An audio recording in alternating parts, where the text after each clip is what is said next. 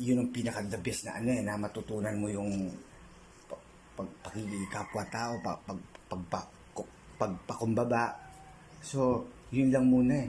Kasi, ang sabi nga nung mentor na tao na sa kanya ako natuto, sabi nga eh,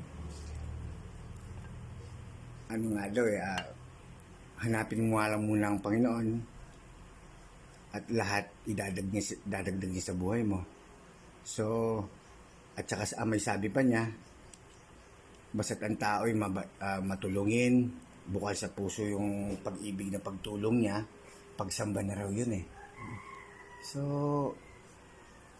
minsan gusto ko ng magandang katanungan para mas pupulidihin ko pa yung sagot ko. Ayun po. Ganda